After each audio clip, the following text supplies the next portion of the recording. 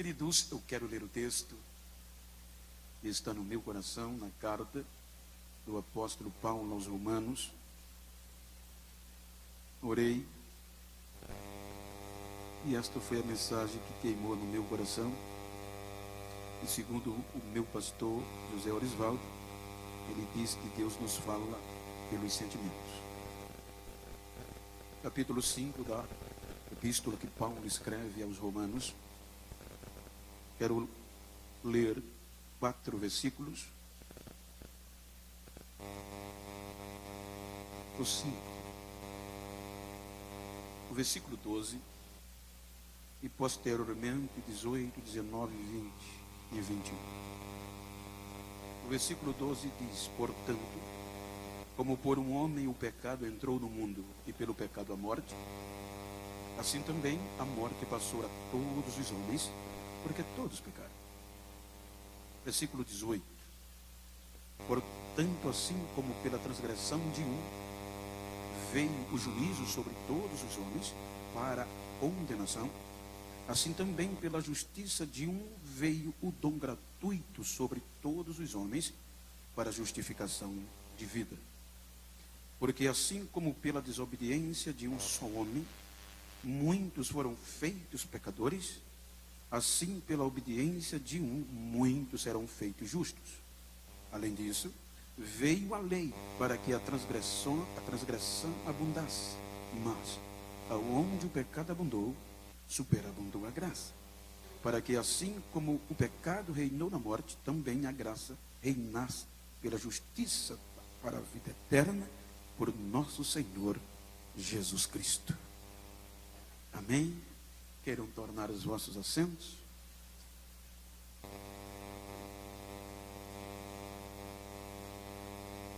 Queridos,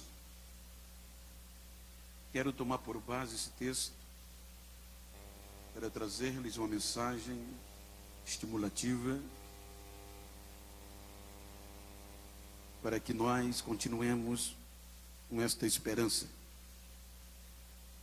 Quando nós analisamos o contexto da época e a sua conjuntura, eu creio que poucos imaginariam a contundência dessa escrita e o que ela poderia fazer através da história da igreja. Os irmãos hão de convir que pelo contexto, Paulo escreve esta carta como um devedor. Porque no capítulo 15, versículo 23, o apóstolo Paulo, ele menciona que por muitos anos desejou ir a Roma, mas foi impedido. No capítulo 1, salvo engano, versículo 14, ele diz que é um devedor, tanto a gregos como a bárbaros. E no contexto do capítulo 1, ele pede que para os irmãos não serem ignorantes.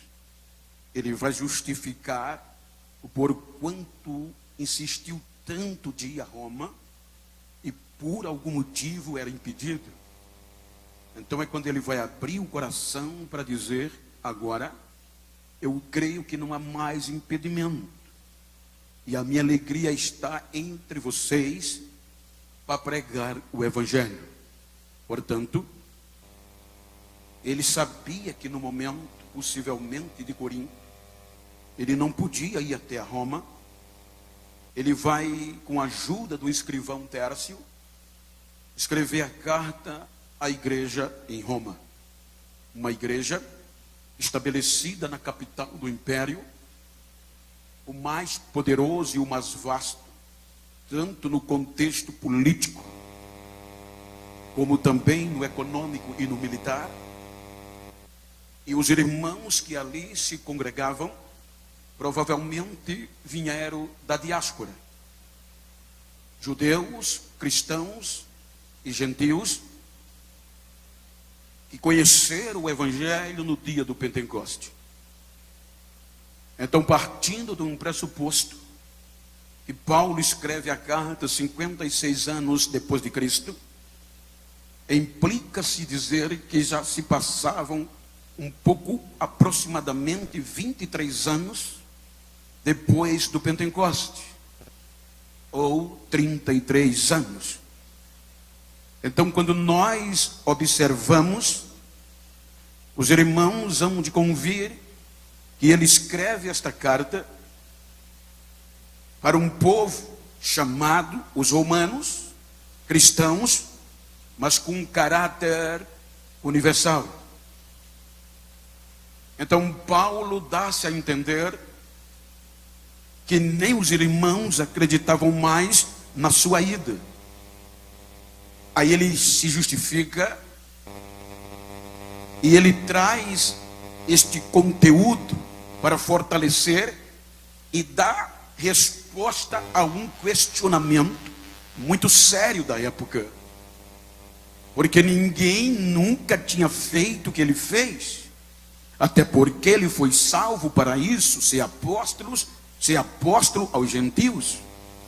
Então é quando ele vai dar resposta. Porque o questionamento era: como o ser humano pode se chegar a Deus e ter comunhão com Ele?